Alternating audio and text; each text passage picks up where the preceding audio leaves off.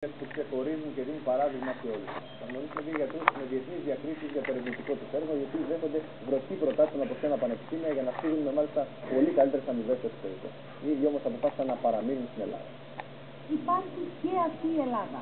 Δύο επιστήμονες με διεθνείς διακρίσεις παραμένουν σχηματικά στη χώρα μας, την ώρα που δεκάδες γιατροί αναζητούν απεγνωσμένα θέση εργασίας στο εξωτερικό.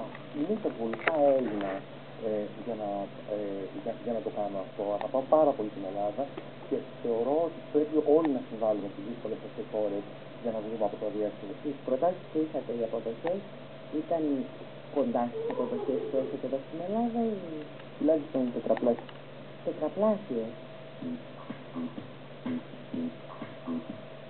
Όπως μας λένε, δεκάδες πανεπιστήμια από άλλα κράτη τους έχουν προτείνει να συμμετάσχουν στα ερευνητικά τους προγράμματα, πολλά εκ των οποίων στηρίζονται στις δικές τους έρευνες.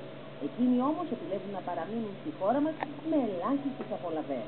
Προτάσεις έχω πολλές από διάσημα πανεπιστήμια. Όμως εγώ είμαι Έλληνας και παρά τις δυσκολίες που διέρχεται η Ελλάδα, θέλω όλη αυτή η έρευνα να βγαίνει και να προέρχεται από την Ελλάδα, την οποία αγαπώ εξαιρετικά. Παρόλο που θέλω να φύγω, μου αρέσει η χώρα και θέλω όσο μπορώ να μείνω εδώ πέρα, παρά τις αντιχειώσεις που υπάρχουν. Για άλλη μια φορά, η παγκόσμια ιατρική κοινότητα αναγνώρισε την αξία των επιστημόνων από τη χώρα μας.